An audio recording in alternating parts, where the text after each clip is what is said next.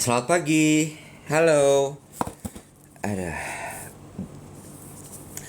Halo Jogja, selamat pagi, selamat pagi. Enggak sakit. Agak capek iya, sakit sih enggak. Capek mah tiap hari ya.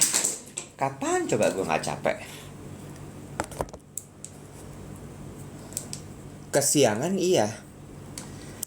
Iya, sakit sih enggak. Mana nih David Hendrik Pangemanan? No, belum ada, guys.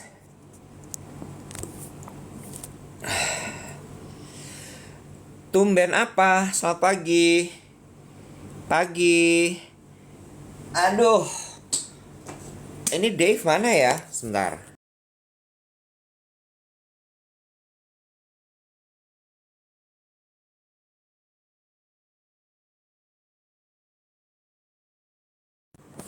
Oke. Pagi. Ntar ya. Morning from Singapore. Ciao An. Zepa ada jadwal gym today kak? Belum lagi nih, aduh. Aduh, enak baunya. Telat ya bangunnya? Iya. Selamat pagi dari Berau. Wow, ada yang dari Berau. Selamat pagi, selamat pagi. Good morning, kirain nggak live. Live dong. Kok sendirian? Ini dia. Aku juga lagi bingung kenapa David nggak ada. Aku dapat teh. Nanti aku ceritain ya. Dapat teh dari siapa? Ntar aku ceritain. Ini dari siapa tehnya? Gue udah dari tadi woi. Dari sebelum lu pakai baju strapen. Masa sih? Masa gitu? Dikasih teh sama siapa tuh? Gue tuh hari ini jam 9 meeting. Tapi gue kesiangan bangun. Apalagi sih yang baru dari hidup lu? Lu tuh ngomong seolah-olah itu adalah sebuah inovasi. Gue tuh jam 9 meeting. Terus gue mesti bilang, wow gitu. Gue dan keluarga gue yang metal-metal. Gue dan keluarga gue yang masih hidup dengan BPJS. Mesti tepuk tangan. Wow. Kepiting kalau dibelah dua jadi apa? Kepotong. Pintar. Enggak, gue tuh bangun kesiangan hari ini. Gue bangun kesiangan, terus abis itu gue meeting jam 9 kan. Jadi kalau gue meeting jam 9 tuh artinya begitu gue bangun, gue siap-siap terus gue mandi. Nah, gue tuh baru selesai mandi, cuman tadi di jam 7 lewat 2. Harusnya gue udah pakaian nih pagi ini. Lengkap. Terus kenapa lu balik pakai piyama lagi? Karena kalau gue pakai baju, gue baru jam 7.15 nanti lo ngomel, penonton ngomel, semua ngomel. Ya iyalah, kita kan sekarang udah punya komitmen. Kita tuh committed.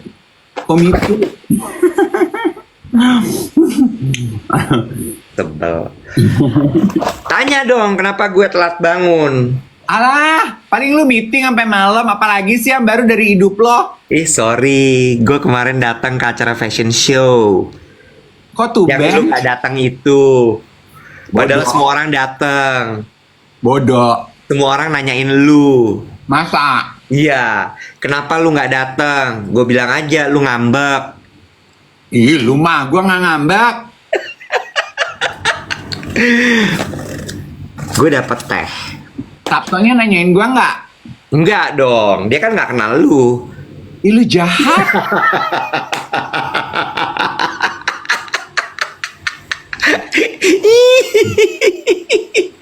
Gue tuh kayaknya ya udah mulai turun tahta deh dari status pergaulan sosial gue. Gitu. Kenapa tuh kalau boleh tahu? Dulu ada masanya gue tuh selalu diundang kalau Bian show. Sekarang gue udah gak pernah diundang. Gue udah 5 tahun betul-betul gak pernah diundang Bian. Jadi gue turun tahta. Terus gue fashion show yang kemarin itu beberapa waktu lalu tempat duduknya nggak enak. Jadi gue gini, aku udah turun kasta gue nih kayaknya sekarang. Gitu. Gue merasa kayaknya, sudahlah. Gitu. Lu udah nggak belanja kali di Bian? Udah pasti. Ingat kuncinya untuk bisa diundang ke acara-acara tersebut. Ya, taruh nama minimal 3 bulan sekali. Kayak lu ya. Kemarin tuh bagus deh show-nya. Gue mulai dari mana ya? Gue mulai dari show-nya atau gue mulai dari gue ketemu siapa aja? Ketemu siapa aja dulu dong. Jadi runut. Mbak Mega, Ega Dali. Ya ampun, Mbak Ega. She says hi. Hai, dia jalan. Nggak, dia kemarin datang. Lucu deh. Jadi, dia itu beliin kita teh seorang ewang. Masa? Iya. Terus, dia itu bener-bener nyari kita di acara fashion show. Kayak waktu Bian kemarin, dia udah ngecek tuh daftar tamunya. Dave sama Iwet datang nggak? Nggak diundang aku Mbak Ega. Nah, Ya. karena nggak datang, dia nggak bawa tehnya. Terus kemarin, dia ngecek show-nya Sabto. Nama kita ada, tapi Dave nggak datang, Iwet datang. Jadi dia bawain ini buat gue. Aduh, baik amat. Nah, yang punya lo nanti lo tunggu momennya. Karena dia bilang aku mau kasih langsung. Kan gue bilang, titipin aku aja Mbak. Dia bilang enggak, aku mau kasih langsung. Oh, that's sweet. Keburu numbuh nggak sih tuh teh jadi pohon? Sorry, dalamnya ini kotak, bukan media tanam. Aduh, lucu banget deh Mbak Ega. Aduh, Ya. ya Allah. Terus abis itu, apa namanya? Iya, terus abis itu dia bilang, say hi sama Dave, salam. Terus dia bilang, kalian jadi teman aku setiap hari sekarang. Oh. Nih, pagi ini gue nggak minum kopi, gue akan minum teh dari Mbak Ega. Ya udah deh, gue akan datang. Mana gue lihat Melanie datang sama Lucy tuh saingan siaran kita. Gila nggak tuh, ya? Itu satu. Yang kedua, warga ibu kota dengan kepuyangan-kepuyangannya. Apa tuh? Kemarin sebelah gue Mbak Ria Lirungan, Michelle Othman, sama Yudit. Geng Bazar. Ya? Gini. Chief Editor and her babes. Yes, Chief Editor and her babes, her puyeng babes. Michelle Othman tuh, sekretaris ibu kota Puyeng. Ya, kok sekretaris? Kan kita udah ketemu lurah, udah ketemu bendahara. Iya. Masa semuanya jadi lurah? Gila. Oh iya benar ya. Michelle Othman sama Yudit. Gue mulai dari Yudit dulu. Yudit kindergarten. Oh bener. Kita mulai dengan Yudit. Bawa tas cuma segede gini. Oh. Terus gue gini, Yudit, itu isinya apa? Gue bilang gitu. Kamu nggak bisa bikin konten what's in my bag kalau kayak gitu caranya. Gue bilang. Dia bilang ini, sorry mas, bisa. Isi tas yang cuma segede gini, ya. Ada lipstick 1, kartu 1, sama parfum tamburin yang lip balm yang dioles. Terus gue gini, kenapa kamu pilih tas ini? Matching aja sama baju aku pink. Oh baik. Itu kayaknya sama kotak obat-obatan kolesterol sama jantung kita gedean kotak obat-obatan kita deh. Bener, bukan lagi. Kecil cuman segini, seada-adanya gue sampai ya Allah, ini mah bukan mikro lagi ya Mbak Ria. Gue bilang gitu ke Mbak Ria. Mbak Ria bilang bukan, ini nano. Mukanya masih flat tetap ya. Okay. Lanjut. Sebelahnya Yudit, Michelle Othman. Ya, orang semua kan kalau fashion show ngeluarin handphone ya kak. Buat apa tuh? Foto, video, bener? Dokumentasi. Dia enggak. Apa? Michelle ngeluarin apa? Peta Jakarta. Kamera digital. Lu tahu kamera digital zaman dulu yang tipis?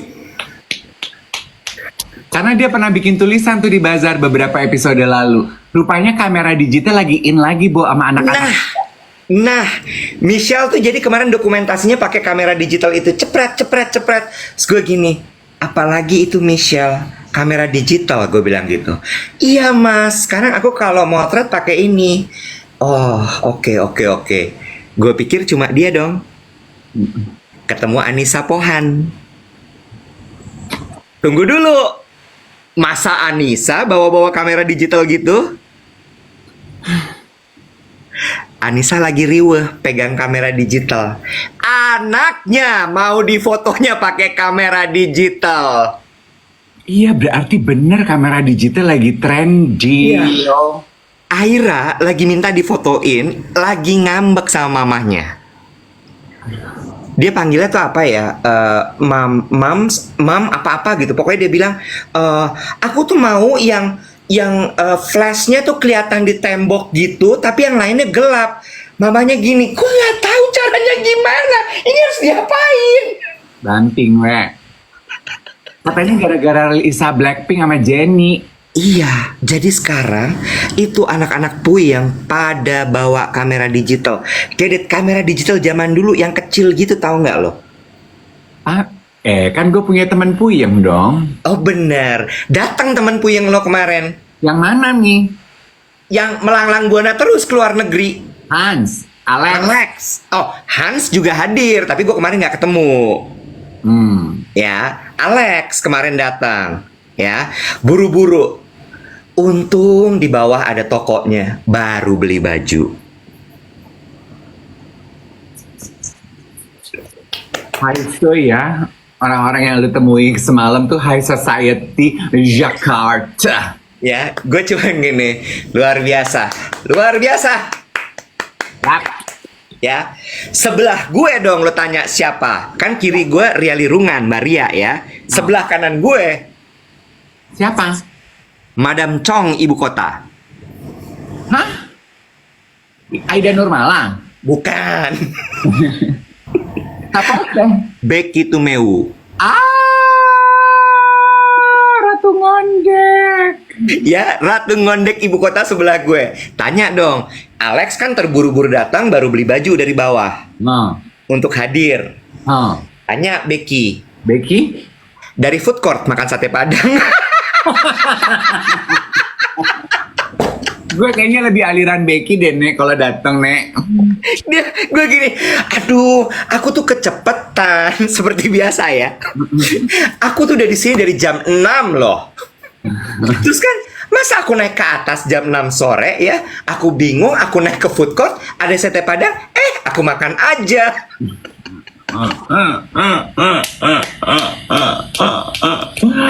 Becky Tumeu.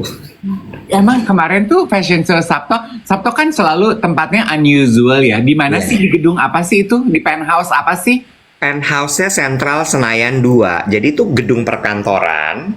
Terus kemudian penthouse-nya kosong, dia pakai lah untuk jadi tempat show-nya Sabto.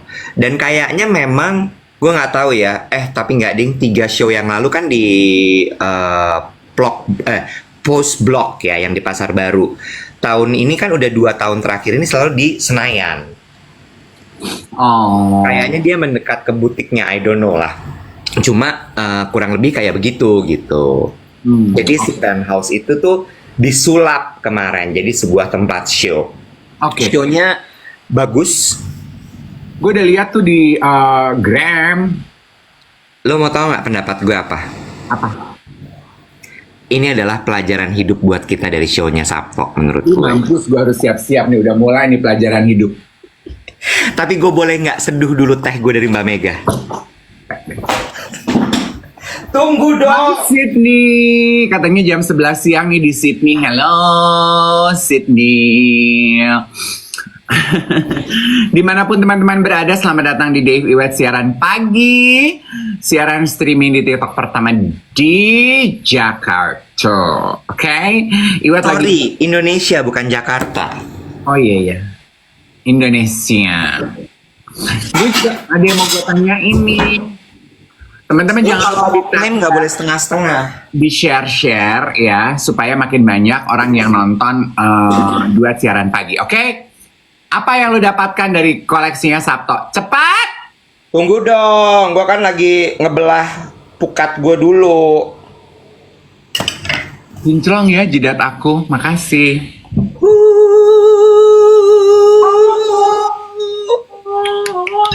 Gila-gila pokat. Gila-gila pokat, walaupun lemak gue nambah 1 gram, 100 gram. Lu pulang olahraga dan angkat beban.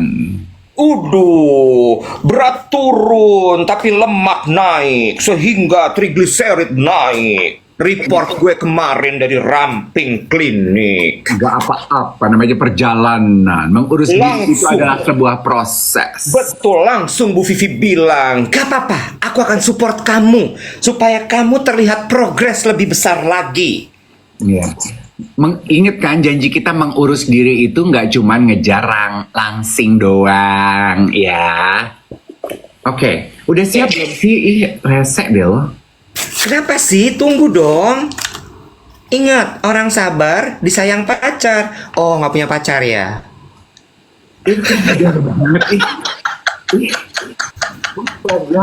Gue berusaha menahan diri untuk tidak mengumpat dan membuat jari-jari dengan perkataan kasar.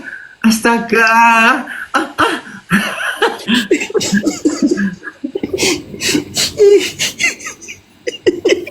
Astaga. Ngajar banget loh.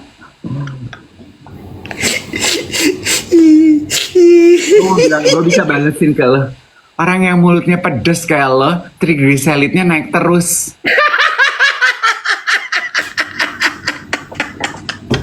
Bercandanya udah bercanda kolesterol.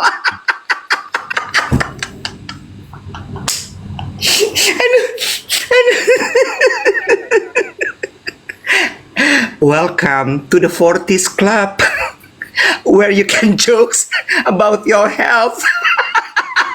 40s, pushing 50s, darling. Aduh. Lu bisa cerita gak sih? Gue nungguin lo kayak nungguin kembang desa lagi mandi, lama banget. Jadi, kemarin itu menurut gue belajar tentang keluar dari zona nyaman. Kalau lo lihat di gram, baju-baju koleksinya Sabto kemarin minim terlihat bordiran motif ala Sabto Joyokartiko. Setuju nggak lo? Ya. Polos gitu. Terus kemudian warnanya pastel. Dari Sabto yang identik dengan warna-warna beige, earth color, nude. Begitu dia gerak sedikit tuh navy blue, olive. Dulu kan begitu. Bener nggak? Punya Sabto nggak sih? Gue lagi nunggu lu komentar, baru gue berkomentar. Lagu-laga lu udah kayak mengerti fashion aja. Beige itu juga consider earth tone.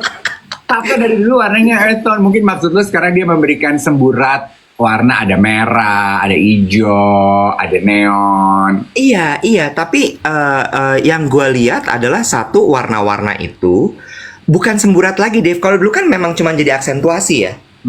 Ini justru si earth color itu justru jadi aksentuasi sekarang. Ya, dan gue setuju sih apa yang lo bilang karena first impression gue melihat koleksinya dia banyak fabric polos gitu ya. Sebetulnya dari koleksi yang lalu yang gue itu dia udah main knitted jacket, quilted jacket gitu. Oh, udah mulai meninggalkan pattern. Sementara Sabto itu kan terkenal dengan patternnya. Pattern itu sampai dihak ciptakan loh Iwat karena dia itu. Dia mendaftarkan 15 atau 20 ya patternnya dia karena banyak ditiru dan dijiplak. Jadi buat dia hak kekayaan intelektualnya itu adalah di patternnya. Karena patternnya itu yang dia kembangkan sendiri. Jadi gue setuju apa kata lo, pattern yang begitu identik dengan Sabto untuk koleksi kali ini dia nggak takut untuk meninggalkan sedikit identitasnya dan mengubah diri mencari hal yang baru gitu kan? Dan menurut gue itu nggak mudah, Bo. Maksud gue gini, kita tahu fashion designer itu kan juga seniman ya sebenarnya. Ya. Betul nggak? Mereka tuh juga seniman dan seniman tuh kan selalu punya ciri khas. Tapi kita juga tahu bahwa fashion designer itu sekarang apalagi ketika dia punya toko, Hmm. Dia harus memikirkan bisnis. Ya. Dan market itu kan masih tergila-gila dengan patternnya Sabto. Iya. Bener nggak?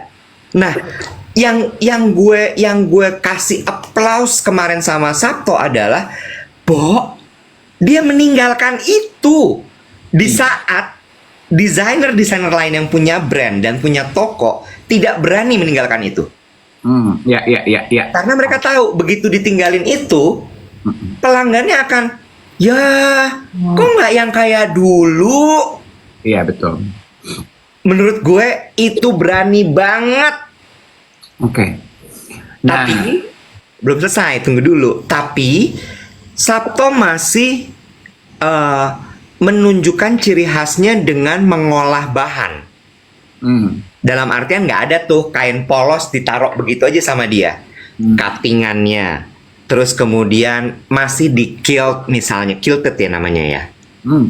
Ya, dijahit tindas gitu. Terus kemudian masih dia bikin motif tapi dari sequin misalnya.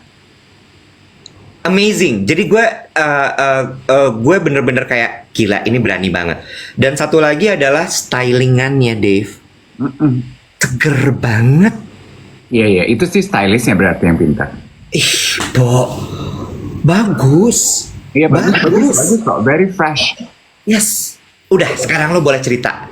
Ya, gue setuju sama lo bahwa sebagai seniman gitu ya, pelan-pelan ya, sebagai seniman kita harus selalu evolving. Nah, terus diturunkan karena sebetulnya seniman or not, kita tuh kan dalam mewarnai hari-hari kehidupan kita harus berani meninggalkan zona nyaman gitu kan maksud lo? Iya. Banget. Karena ini sebenarnya juga dekat sekali dengan gue. Ketika lo berbisnis kan lo harus berinovasi. Iya. Tapi ketika lo berinovasi itu sangat dekat sekali dengan meninggalkan zona nyaman. Dan banyak sekali orang yang kemudian jadi takut berinovasi. Atau inovasinya tuh sedikit-sedikit gitu ya. Karena takut bisnisnya hancur. Iya. Sementara menurut gue, well, that's the art of business, baby. It's all about innovation, solving problem, and giving something new to the customer. Oke. Dan ketika lo tidak berani untuk melakukan itu, pelan-pelan lo akan mati. At least lo cuma punya market segitu-gitu aja. Iya. Ya pendamba lo aja yang memang udah loyal sama lo, nggak lo ditinggalkan juga. Tapi kan the essence of business is you're growing big. Ya nggak sih? Betul.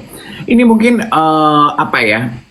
Colekan yang menarik nih di buntut tahun 2024 ini. Belum matang. Keluar dong dari comfort zone Mas Iwet. Kalau biasanya makan alpukat sebagai seniman itu yang matang, coba Mas Iwet tantang diri Mas Iwet. Makan alpukat setengah matang. Makan alpukat pakai kulitnya. Or better yet, jadi seniman yang rebellious. Yang dimakan bukan dagingnya, bijinya. Keluarlah dari comfort zone Mas Iwet. Jadilah Sabto. Tinggalkan motif. Senjata makan tuan. Ini dia udah kesel dari hati ini. Udah bukan bercanda lagi, kesel ya. Kesel dari hati sama lo tiap hari.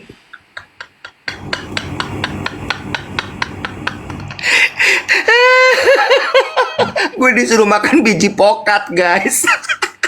Memang karma dalam hidup itu terjadi. Lu ingat beberapa hari lalu lu ngatain gue alpukat setengah mateng. Lu ngatain gue orang gak sabaran. Tuh lu makan alpukat setengah mateng. Yang gue cerita, alpukat setengah mateng itu ternyata rasanya pahit. Lu gini, kok pahit? Lu beli di mana? Makan tuh alpukat. Aku terima tantangan kamu untuk aku keluar dari comfort zone. Menikmati alpukat setengah matang. Pahit banget.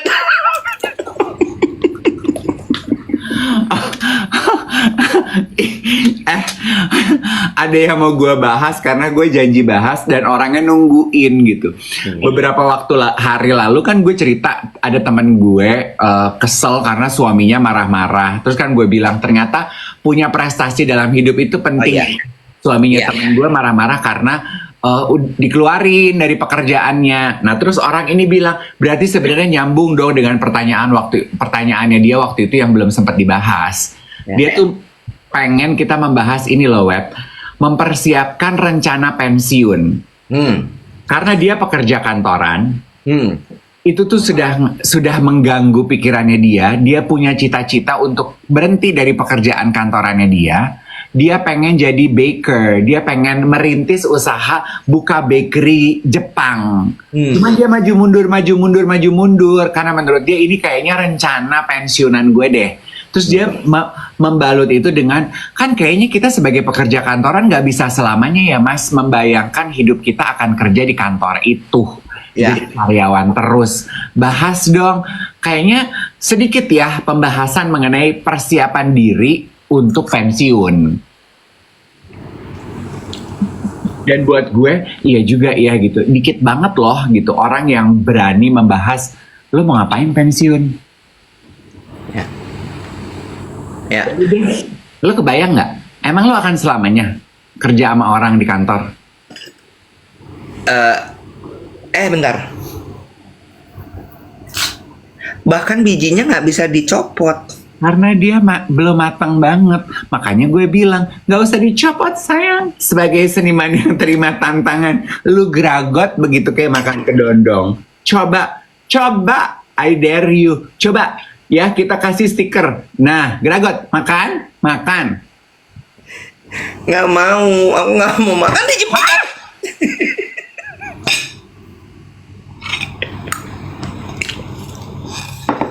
Udah copot. Kalau ditanya ya, gue mau ngapain kalau gue pensiun? Atau rencana pensiun lo apa gitu ya? Lu udah mikirin belum? Sempatkah terbersit? It doesn't have to be personal.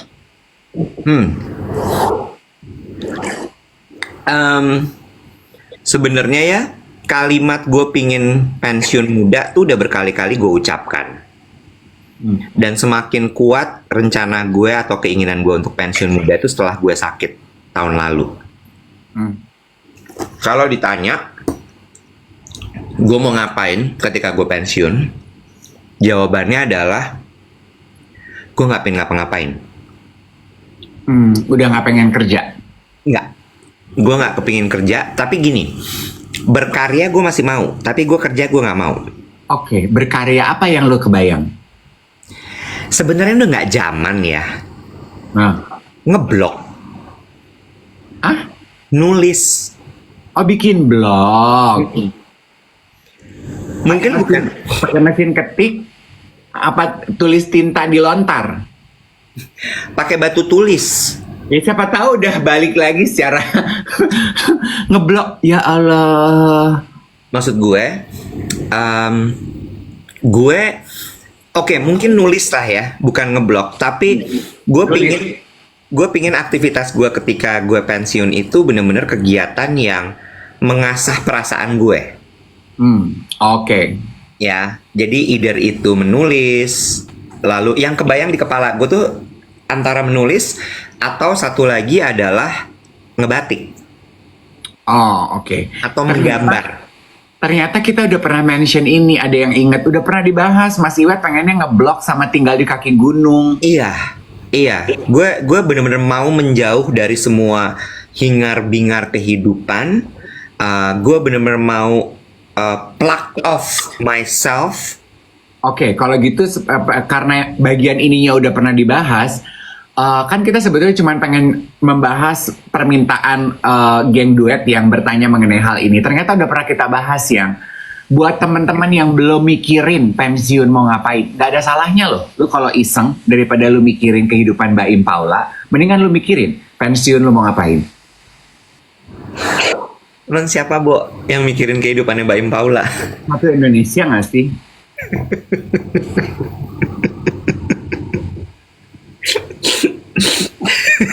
Ya, mendingan lu pikirin diri lu mau ngapain kalau pensiun. Oke. Tuh, gue milih mau jadi kerja. Gue tuh kan tadinya pemikiran gue, oh gue mau ngajar deh gitu. Gue udah ditanya belum sih? Belum. Lo mau ngapain, Dev? Kan tadinya gue Kalau pensiun. kan tadinya gue pikir ya ada teman gue tuh sempat nanya gitu gini, Bo, lu ngajar public speaking gitu kan honornya kecil. Gue tahu soalnya gue sering tuh ditawarin gituan. Honornya kan kecil, lu ngapain sih bela-belain, udahlah capek 4 jam, kadang 2 sesi 8 jam, kan duitnya kecil banget deh, ngapain. Dulu jawaban gue adalah, itu kayaknya persiapan aktivitas gue kalau gue pensiun deh, Ji, gue bilang gitu. Tapi kan Kok lo pakai sebut nama? temen ngobrol gue Anji Drive. Ya, Anji Drive juga nggak main drive. Anji Drive.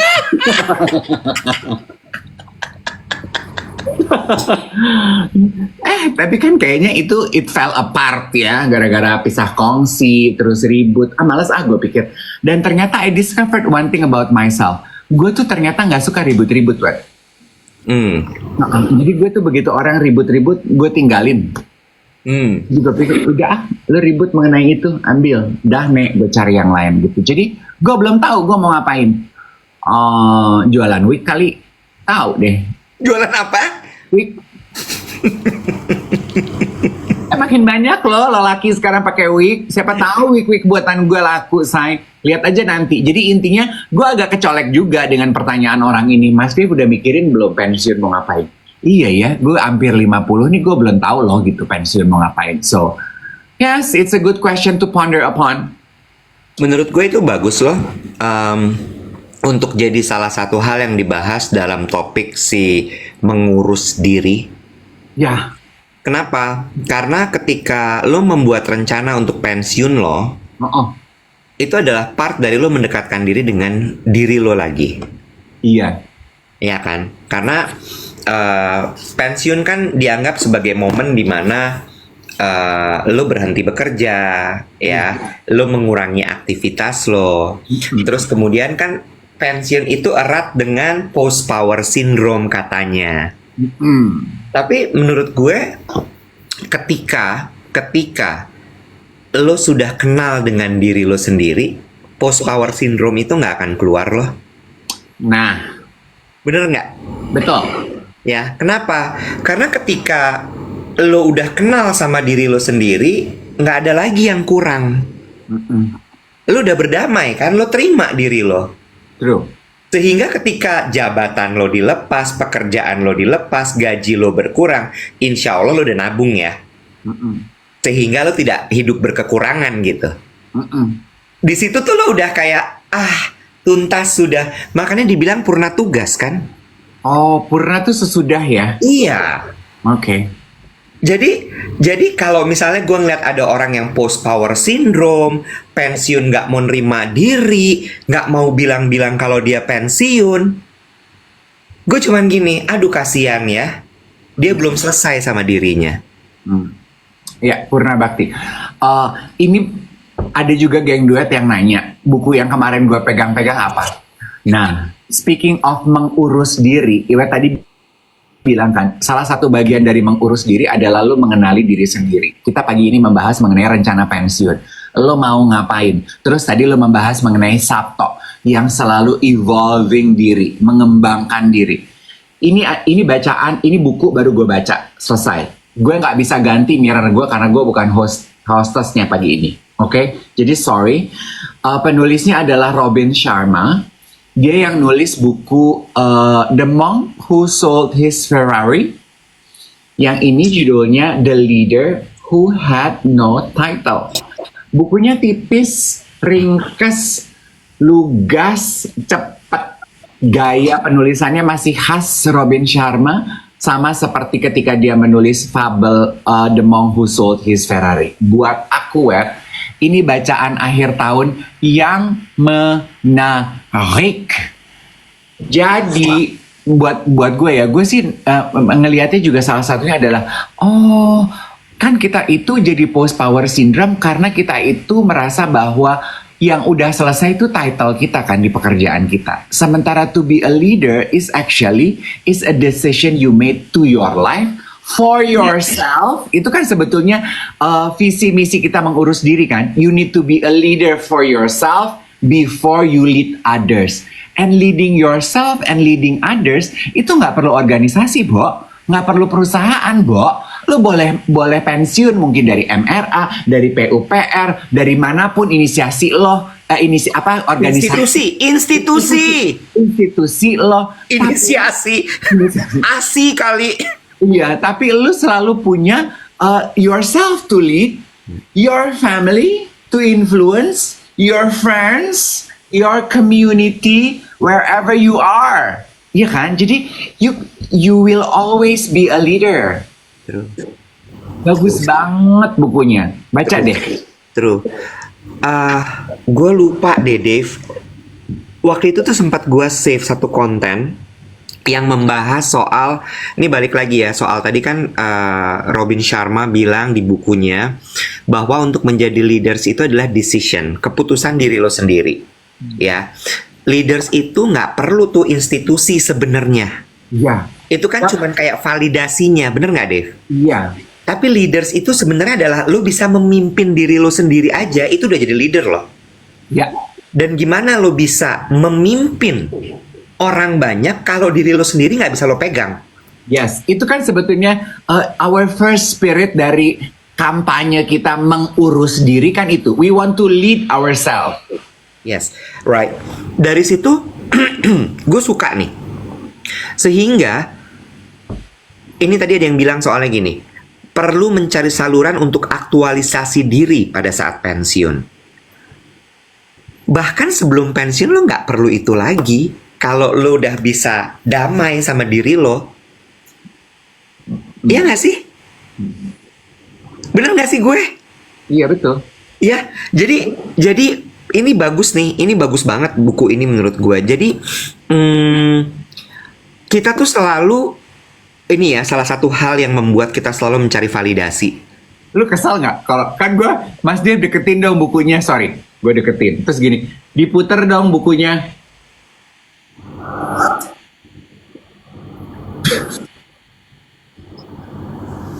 Diputer tuh maksudnya mirrornya kan tadi gue bilang gue nggak bisa. Untung gue udah berdamai sama diri gue, jadi gue nggak kena sama sekali sama yang gini-gini. Kalau lu boleh joke bapak-bapak, gue boleh juga kali joke beginian. Iya, validasi itu tadi ketika lo belum kenal sama diri lo nggak berdamai sama diri lo kerap mencari validasi terus gitu keluar. Iya betul. Udah sih itu aja. True that. Gue suka nih semangat geng duet tutup tahun ini ya sama-sama campaign. Oh gila-gila campaign ya, say. Kita punya kampanye besar geng duet mengurus diri. Awalnya kita ngajak mengurus diri dari olahraga, dari makan sehat, check up, angka-angka kolesterol and everything. Terus sekarang masuk ke yang juga lebih dalam, nggak cuma di kulit itu aja, tapi juga mengurus diri. Lu mengenali diri lo, lu tuh rencananya apa sih buat diri lo sendiri? Oh, gue ingat tuh konten di Reels atau di TikTok yang gue save kemarin. Dia bilang gini, untuk menginfluence orang itu lo nggak perlu start dari lingkungan yang gede. Sama kayak Robin Sharma bilang kan, dari diri lo, terus lingkungan keluarga lo aja dulu. Latihannya gimana? Start mulai berbagi informasi. Itu udah bisa menginfluence lo. Start dengan membaca buku. Lo menceritakan kembali buku yang lo baca. Start dengan menonton film. Lo menceritakan kembali film yang lo baca. Yang gue apa tadi? Film yang lu baca, film lu tonton. Lo kan kita baca subtitle, ngeles. Terus kemudian buku, seminar, you know, those kind of things. Lo nggak perlu mimpi dulu yang gue pengen ada di panggung Idea Fest, menginspirasi orang. Kejauhan malih. Iya. Mulai dari lingkungan di rumah dulu, adek lo kek, temen grup lo kek. Sosial media lu kek, nah lu sosial media aja cuma buat nonton jorok sama marah-marah melulu. Mau Iya apa? kan? Iya kan? Jadi menurut gue bagus banget yang Robin Sharma bilang tadi bahwa untuk memimpin itu sebenarnya lo nggak butuh institusi. Again, institusi itu hanya jadi validasi lo.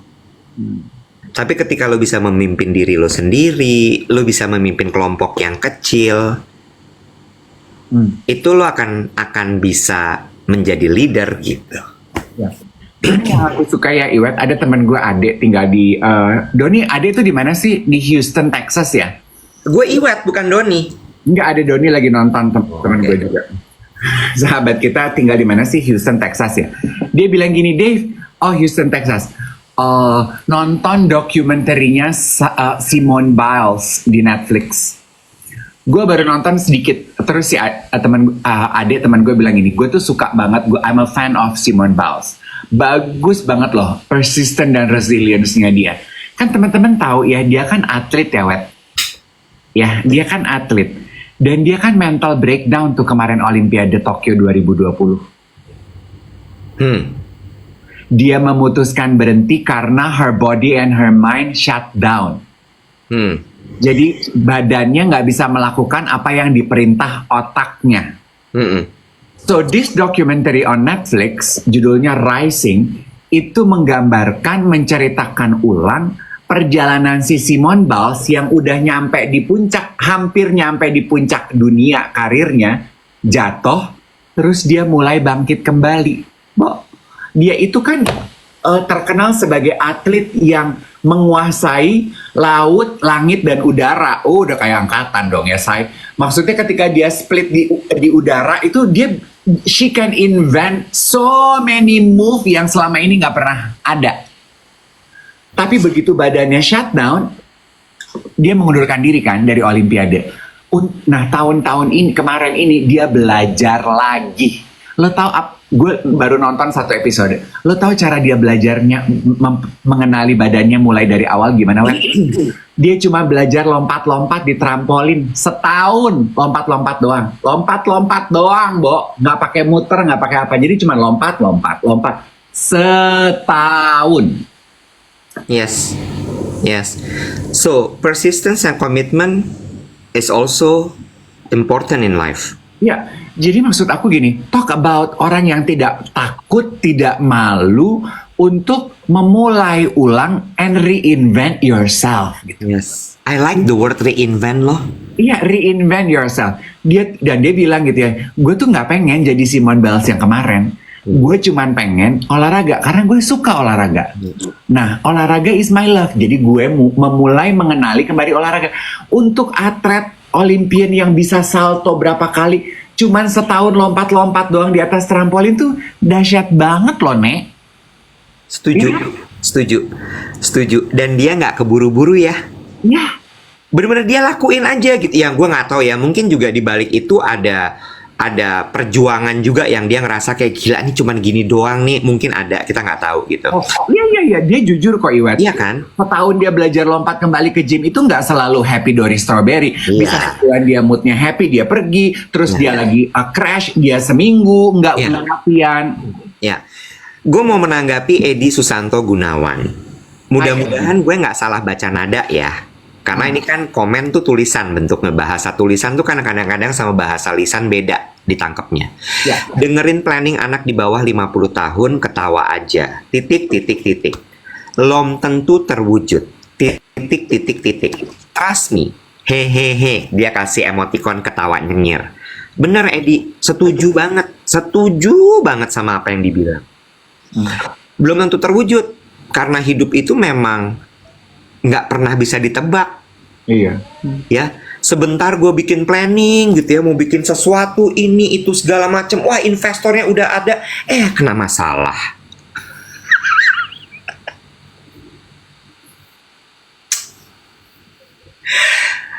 Ya kan? Tuhan mau bilang apa sih? Iya. Bener nggak? Lusa lo gue meeting, besok bukan lusa. Iya. Ngerti nggak lo? Bener Edi, bener. Belum tentu terlaksana, betul. Belum tentu terlaksana. Tapi paling nggak kita bikin action plan dulu untuk menuju goals kita. Lebih baik mana? Mau menuju goals tanpa action plan, Hmm. atau lo bikin action plan menuju goals lo, walaupun itu nggak kejadian, tapi lo harus punya backup. Hmm. Lo harus cari lagi, because that's the essence of life, Eddie. Ya. Dan menurut aku nggak ada benar atau salah gitu pilihannya Edi yang untuk tidak bikin rencana, karena pasti dia udah umurnya di atas 50 ya, dan dia pasti udah mengalami ternyata semua rencana nggak terwujud, makanya bisa ngomong gitu. Jadi dia ngelihat kita nih, lah anak-anak kecil ngomongin bikin rencana umur 50 kayak akan terwujud aja. Nggak salah juga, itu adalah choices gitu. Bener nggak, Wet? Betul. Those are choices in life. Tapi kalau aku, I like making plans. Ya. One thing yang membedakan saya yang dulu dengan saya yang sekarang, kalau dulu I like making plans dan gue ke plans itu harus terwujud. Ya. Now, I like making plans, but I let go of my plans whether it will come to fruition or not. Karena buat aku ya Iwet ya, itu prinsip dasar coaching. Kalau nggak punya plans itu, kita tuh ibarat keledai yang jalan nggak punya tujuan gitu loh. Akhirnya nggak nyampe-nyampe. Iya. Kalau kita punya plans, kita tahu kalau kita nyampe, dan kita bisa merayakan pencapaian hidup kita gitu. Ya. Kalau punya goals yang attainable, nggak abstrak. Ya. So I still like making plans. Iya. Dan satu lagi adalah betul yang Dave bilang. Kalau gue sih mindset gue pribadi gitu ya. Bikin plan iya. Bikin plan nggak kejadian, udah kejadian di gue berkali-kali. Ya. Ya, sampai gue stres, sampai gue GERD, sampai gue endoskopi, Ya. sampai di titik akhirnya gue gini, bikin plan boleh, tapi yang menentukan tuh Tuhan. Jadi kalau misalnya nggak kejadian, ya bisa jadi memang belum dikasih sama Tuhan. Ya. Kayak plan gue yang sekarang ini. Ember, even your decision to not make plans is actually a plan. True. Iya. True. Bener banget. Terus apa namanya? Aduh, gue masih kepikiran deh, meeting hari Kamis sebel. Kapan sih? Sekarang baru Rabu. Besok dong Kamis. Oh iya, ya hari Kamis dipikirin hari Kamis. Ya. Kalau kata emak gue, kesusahan sehari biarlah untuk sehari saja, Mas Iwet. Benar. Tapi iya, sama tadi lo ngomongin soal berani ya. Gue tuh kan takut ke dokter ya sebenarnya. Nah, Gue tuh gini, gue tuh enggan. Lo perhatiin nggak sih? Gue tuh enggan ke dokter. bukan cuma lo aja, Wet. Dokternya juga takut kok ketemu lo. Oh, makasih. Lu pikir kalimat itu adalah gue juga takut gitu ya? Bukan cuma lu kok. Dokternya juga takut kok ketemu lo. Ini kayaknya ini lo ya, playbook lo ya. Apa tuh? Plot twist selalu. Lo tahu kan lagu yang lagi terkenal itu? Apa tuh? Apa tuh?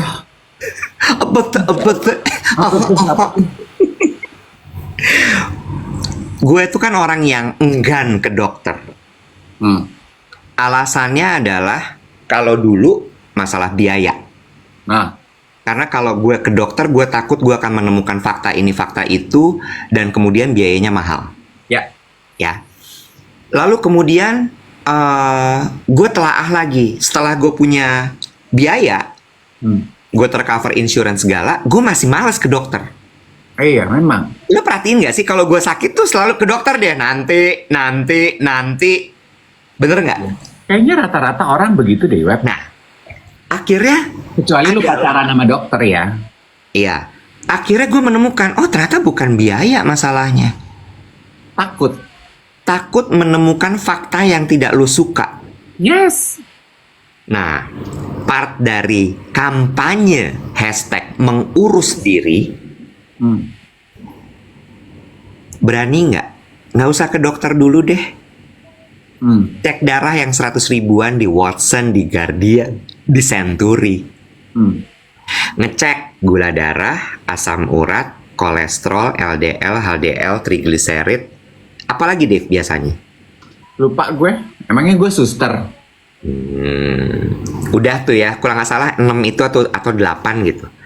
Coba deh, berani nggak? Kan lo pada berani banget tuh ngepost kita ice cream Chateraise.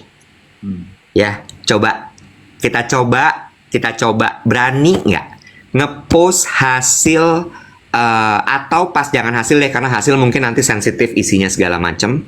Tapi ngepost pada momen lo lagi tes darah itu. Kan ada momen lo diambil darahnya, ada momen lo lagi nunggu alatnya, lagi nunggu darah lo diperiksa di alatnya. It's very simple dan ternyata sebentar banget. Gue suka jargonnya breast cancer awareness yang berhari-hari nancap di kepala gue. Terus gue gini, iya juga ya sebenarnya itu bisa dipakai ke semua ya. Early detection saves lives.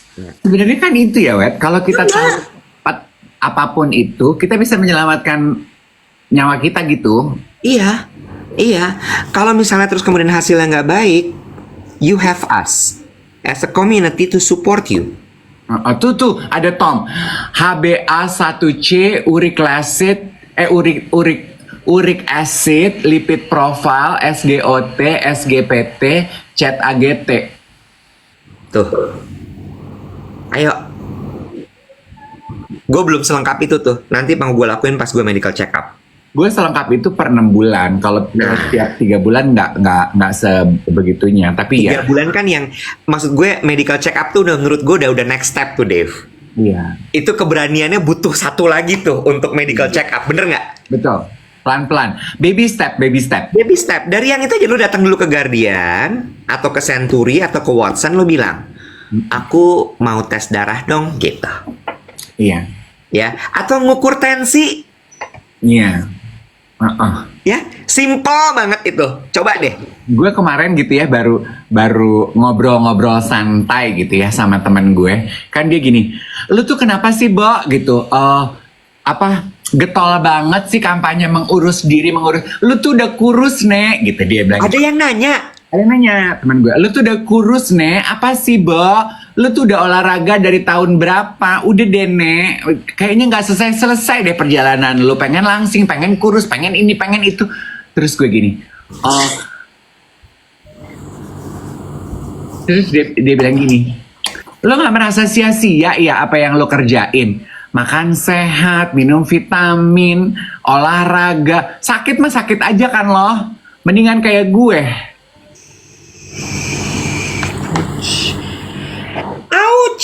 Ouch. Mendingan kayak gue. Makan bebas. Dan emang dia slightly big ya. Makan bebas. Terus gue gini. Ya soalnya gue kan ada kondisi. Lu tau dari mana kalau lu punya kondisi? Hasil pemeriksaan darah, Bo. Gue kan masih cek darah. Mendingan kayak gue gak pernah periksa. Jadi gue gak tahu. Gue mau makan bebas-bebas aja. Gue jadi mikir gini ya, banyak nih pasti yang kayak teman gue ini. Dia merasa dia gak perlu jaga makan, umur udah 50, dia merasa hormonnya baik-baik aja. Dia merasa diri sehat karena tidak pernah ngecek. Jadi belum tentu juga lu sehat gitu. Tapi yang sedih adalah kalau sakit, terus kan komentar kita adalah gini, aduh serangan jantung tiba-tiba ya. Aduh meninggoy tiba-tiba ya. Aduh, kolesterol tiba-tiba ya. Padahal di badan tuh kan gak pernah ada yang tiba-tiba, bener gak sih? Ada yang sih tiba-tiba kecuali jatuh cinta? Gak ada ya? Ouch. Iya, benar. Itu kan pelan-pelan. Cuman karena kita memilih untuk tidak memeriksa dan meng-acknowledge-nya aja. Jadi kita gak tahu gitu. Bener gak sih? Tadi ada yang bilang, sedia alat tensi di rumah. Selalu sayang. Nggak berani keluar rumah kalau belum tensi. Ya. Again, nggak judging ya, itu adalah pilihan. Kalau teman-teman memilih untuk hidup dalam ketidaktahuan, nggak apa-apa. It's your body, it's your life, it's your choice. Bener nggak Iwet? Benar. Take full responsibility of your choices.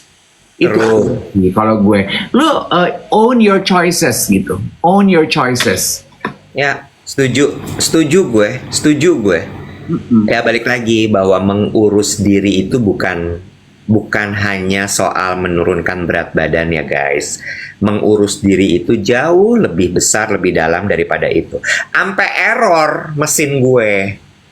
Lagian ngukur tensi ngomong. Lu juga ngapain sih mau pamer banget, sigma banget, lu pick me banget, skibidiu banget, lu pamer-pamer di situ lu pikir lu Shawn Mendes.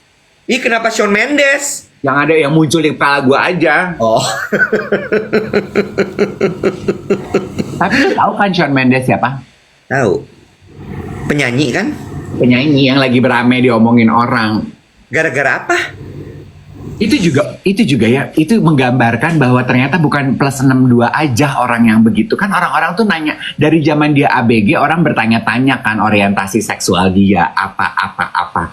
Terus dia udah bilang gini, kenapa sih lo konsentrasi ke musik gue aja? Kenapa lo pengen tahu banget masalah kehidupan sexuality gue? Sama, kemarin dia akhirnya jadi pemberitaan karena dia bikin pengumuman, I'm curious, not decided. Gue tuh belum tahu maunya kemana. Langsung rame jagat raya.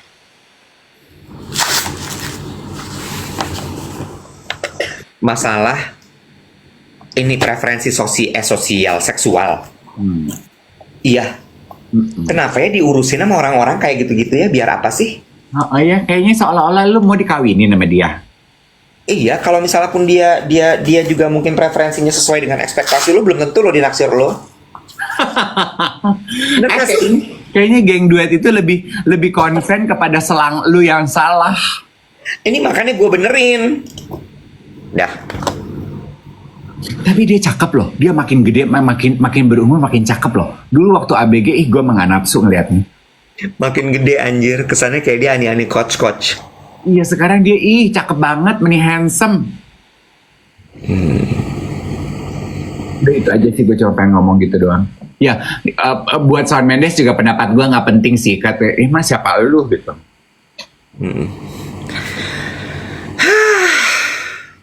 Tensi nggak boleh sambil ngomong, Wet.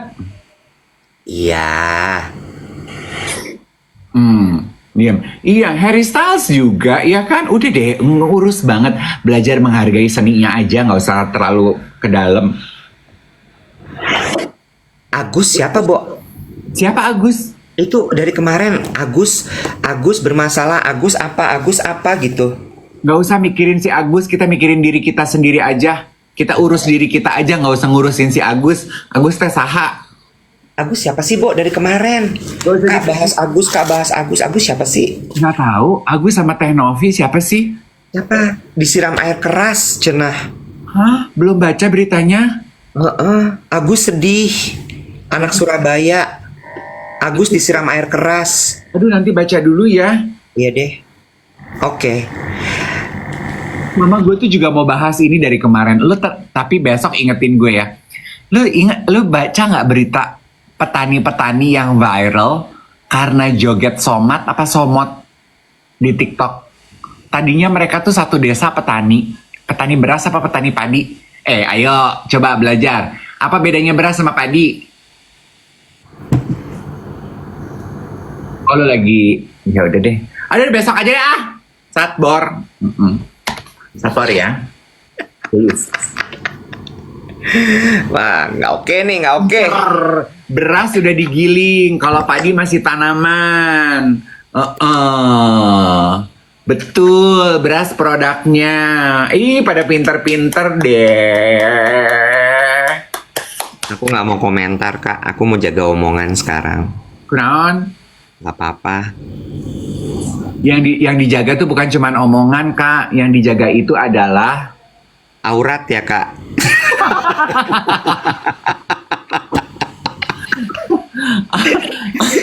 Udah jam 8, gue mesti berangkat karena gue meeting jam 9 pagi ini. ya udah. Selamat meeting ya, Kak. Banyak. Kalau ada cerita yang berbeda dari kehidupan lo diceritain besok. Tapi kalau kehidupan lo cuma meeting aja, besok nggak usah cerita lah soal meeting lo. Makasih ya, udah ngingetin aku. Kamu temen yang baik banget deh. Aku teman yang apa adanya, Kak. Bukan teman yang adanya apa. Bye everybody. Bye.